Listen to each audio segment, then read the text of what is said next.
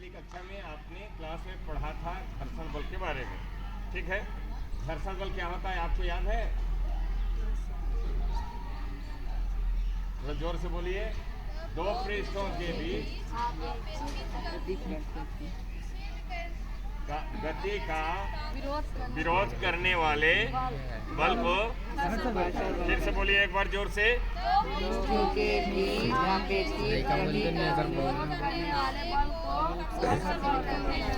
दो पृष्ठों के बीच अपेक्षित गति होती है ना। दो पृष्ठों के सापेक्ष जब गति होती है तो जब कोई बल लगता है उस समय, है ना, तो उसको क्या कहते हैं? घर्षण बल, है ना। दो पृष्ठ, जैसे एक पृष्ठ ये धरती हो गई और दूसरा पृष्ठ हमारा जूता हो गया, है ना। जब ये गति होती है एक पृष्ठ की दूसरे पृष्ठ पर तो एक बल लगता है ना, उसको क्या कहते हैं? घर्षण बल, है ना। संदीप जी एक बार खोलिए फिर से आप अपने इस मोबाइल को, ठीक है। बच्चों, ये धरती कैसी है? ठोस है कि कैसी है? ठोस है ना। आपने पदार्थ की अवस्थाओं के बारे में सामान्य तौर पर पदार्थ की 3 अवस्थाएं होती हैं, है ना। होती तो 5 है, 9th क्लास में आप लोग पढ़ोगे, है ना। लेकिन 3 अवस्थाएं पढ़ते हैं। कौन कौन? ठोस, द्रव, गैस। तो यहाँ पर जो घर्षण बल आपने अभी तक पढ़ा है वो ठोस और ठोस के बीच में, है ना, जब गति होती है ना। चाहे गाड़ी चले तो गाड़ी का टायर भी ठोस है और धरती भी ठोस है ना। या कोई चीज़ सरकाओ तो वो सरकने वाली वस्तु भी ठोस है और नीचे का फर्श भी ठोस है। यहाँ पर हम एक नई अवधारणा पर काम कर रहे हैं, है ना। एक नई बात को जानने की कोशिश करेंगे, ठीक है। तो यहाँ कौन दौड़ने के लिए तैयार है? ठीक है, शिवम आइए दिखाइए। सुजीत जी, ये स्टॉप वॉच है ना। इसकी अभी 00 है टाइमिंग, ठीक है ना। जब ये दौड़ना शुरू करेंगे, शिवम जी आप यहाँ से दौड़ेंगे और फिर यहाँ पर वापस आएंगे, है ना। आप डिब्बे के पास पूरी स्पीड से आएंगे। यहाँ फिर आप दिखाइएगा, मैं स्टार्ट कर रहा हूँ। रेडी, 1 2 3। वेरी गुड, बहुत अच्छे। फ्लैग स्टैंड से लौटें। वाह शिवम, वाह शिवम, यहाँ दिखाइए। सुजीत जी कितना इसमें टाइमिंग लगा? 16 सेकेंड। कितना लगा? 16 सेकेंड। 16 सेकेंड। कितना लगा? 16 सेकेंड, ठीक है ना। अब इसको मैं फिर से रिवाइज कर दे रहा हूँ, है ना, वापस पुरानी स्थिति में। अब शिवम जी एक बार फिर से दौड़ेंगे और ये दफ्ती, जो ये डिब्बे की दफ्ती है, इसको लेकर के दौड़ेंगे, ठीक है। तो अब फिर से 0 इसको दिखाइए। 0 मैंने कर दिया है। सुजीत जी दिखाइए, ये 0 है ना, दिख रहा है? हाँ, अब तैयार है शिवम लेकर के दफ्ती आप दौड़ने के लिए? रेडी, 1 2 3।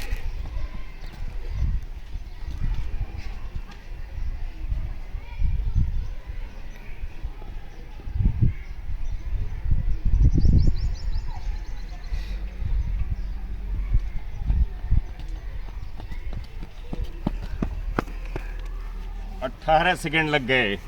कितना लगा? 18 सेकेंड। दिख रहा है? तो 18 सेकेंड क्यों लगा? और पिछली बार कितना लगा था? 16 सेकेंड, है ना। दफ्ती लेकर के दौड़ने में 18 सेकेंड लगे, पिछली बार बिना दफ्ती के 16 सेकेंड, है ना। ऐसा क्यों हुआ? और आपको ये दफ्ती लेकर के दौड़ने में ज़्यादा प्रतिरोध का, ज़्यादा दिक्कत का सामना करना पड़ा था, है ना। पड़ा था ना। ऐसा क्यों है? किसके द्वारा घर्षण बल लगता है? वायु द्वारा। यस, वायु और मने हवा और पानी के द्वारा भी वस्तुओं पर घर्षण बल लगता है ना।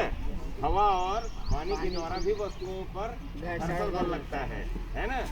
और विज्ञान में द्रव और गैस को तरल माना गया है। द्रव और गैस को, गैस अवस्था को तरल माना गया है। और तरल माने गैस और द्रव जो बल लगाते हैं, घर्षण बल लगाते हैं, है ना, गति का विरोध जो करने वाला बल, उस घर्षण बल को कर्षण बल कहते हैं। क्या कहते हैं? क्या बोलते हैं? कर्षण बल। हाँ, अंग्रेजी में ड्रैग बोलते हैं, है ना, कर्षण बल। तरल के द्वारा लगाए घर्षण बल को कर्षण बल कहते हैं। ठीक है। अभी ये दफ्ती लेकर के दौड़ने में क्यों शिवम को अधिक मेहनत पड़ी, टाइमिंग भी कम हो गई, उतना तेज नहीं दौड़ पाया क्योंकि हवा ने कर्षण बल लगाया। ठीक है। आइए फिर हम लोग कुछ और उदाहरण देखते हैं कि तरल माने द्रव और गैसें किस तरीके से घर्षण बल लगाती हैं। हवाई जहाज देखा है? Yes, sir. चिड़िया देखा है उड़ते हुए? Yes, sir. मछली देखा है तैरते हुए? Yes, sir. इन सब का आकार नाव की तरह क्यों होता है? आगे की ओर रुख किया। आइए घर्षण बल के बारे में क्लास में और जानते हैं हम लोग। ठीक है। ओके।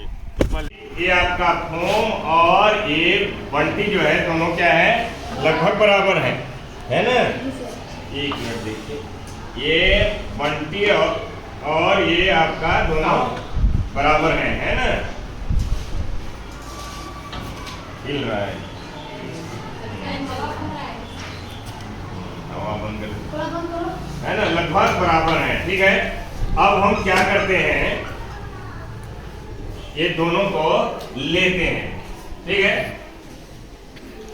अब दोनों को हम एक समान ऊंचाई से गिराते हैं। देखिए कौन पहले नीचे पहुंचता है ना? बंटी बहुत पहले गिर गई है ना? बंटी पहले क्यों गिरी? बंटी का क्या है? वजन ज्यादा। और हाँ, वजन ज्यादा कैसे? अभी तो आपने तौला है इसको, है ना? उसका घेरा बहुत कम है। क्या? तो छोटा आकार में हो तो का बड़ा आकार में। बड़ा आकार छोटा आकार से क्या मतलब है? सर इसमें घर्षण बल कम रहेगा, सीधा रहेगा। बड़ा आकार माने विज्ञान की भाषा में बड़ा आकार को आप क्या कहोगे? इसका हम बताएं? बताओ। सर क्योंकि इसका ये जो क्षेत्रफल है इस पे ज्यादा घर्षण बल लगता है। Very good. और सर इसका छोटा क्षेत्रफल कम है इसलिए इसका कम क्षेत्र घर्षण बल लगता है। वेरी गुड, एकदम सही उत्तर। तालियां एक बार, है ना? यहाँ पर हम दोनों को समान ऊंचाई से जब गिराते हैं, है ना, बैठ जाइए, टेक योर सीट प्लीज। जब हम बंटी और इस फोम को जो दोनों समान वजन के हैं, है ना, एक निश्चित ऊंचाई से एक साथ गिराते हैं तो बंटी आपकी बहुत पहले गिर जाती है ना?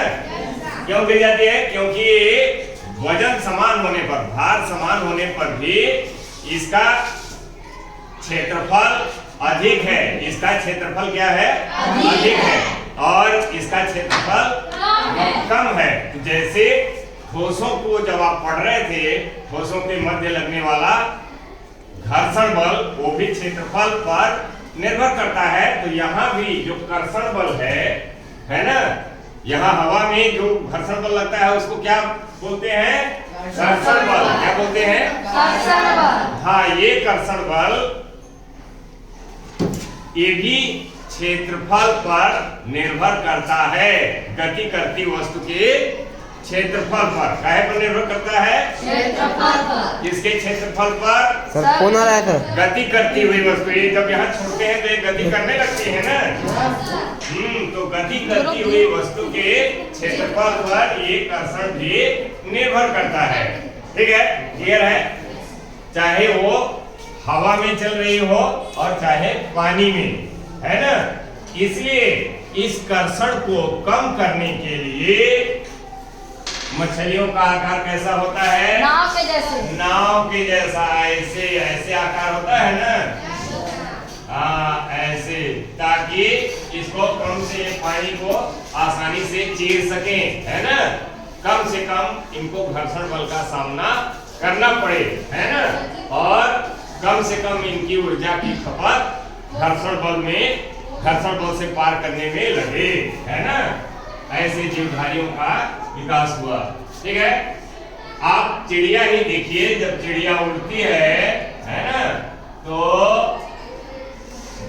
कैसे इसकी ये चोंच देखिए, है ना, इसके पंख देखिए, ठीक है।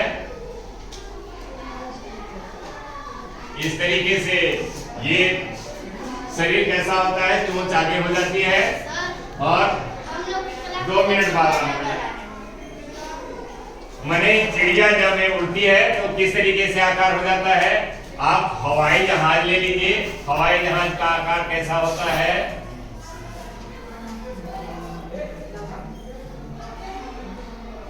कुछ इस तरीके से होता है ना हवाई जहाज का आकार।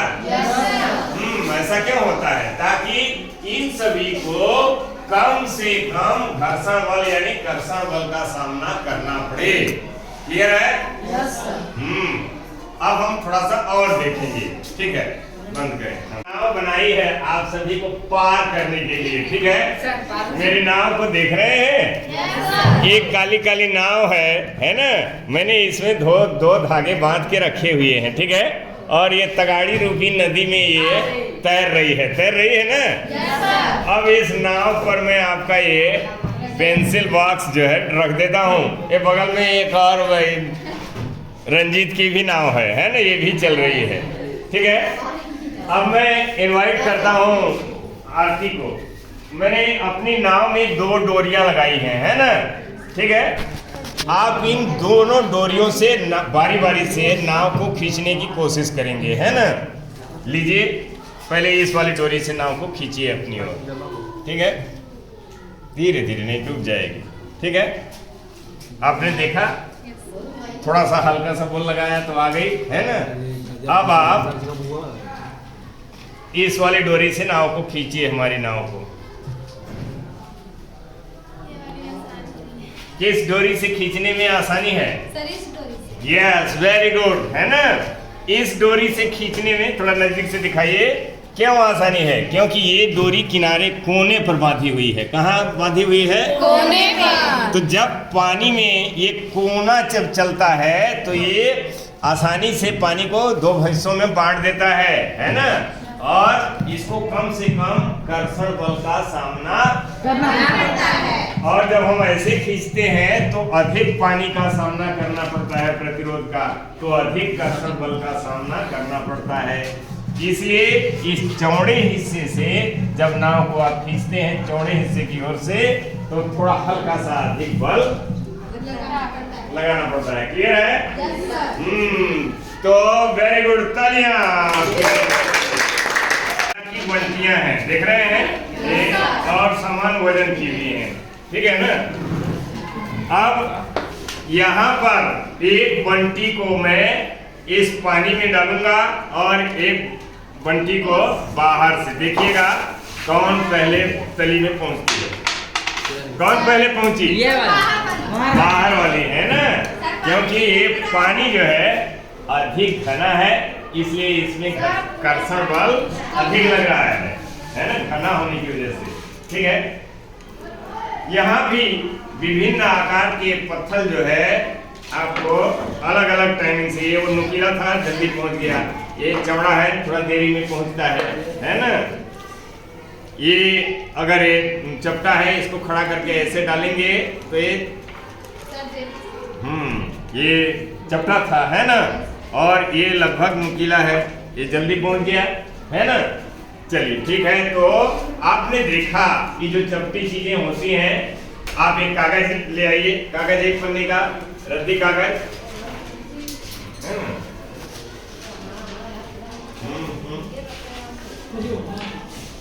रद्दी कागज है, चलिए वेरी गुड। ये कागज देखिए, अगर हम इसको छोड़ते हैं, यहाँ से छोड़ते हैं तो इसको पहुंचने में टाइम लगता है ना, और और लगभग ये बंटी का छोटा सा हिस्सा है ये, हालांकि फिर भी ये कागज से अधिक भारी है ना, लेकिन इनमें से बंटी बहुत जल्दी पहुंच जाती है और ये कागज देरी से। क्यों? क्योंकि कागज का क्षेत्रफल क्या है? ज्यादा क्षेत्रफल होने से क्या होता है? कर्षण बल कम लगेगा कि ज्यादा लगेगा? ज्यादा लगेगा। कागज का क्षेत्रफल ज्यादा होने की वजह से वायु के द्वारा लगाया जाने वाला कर्षण बल इस कागज पर ज्यादा बल लगेगा और ये नीचे जल्दी पहुंचेगी कि देरी से पहुंचेगा? देरी से पहुंचेगा। यही बताना था कर्षण बल के बारे में।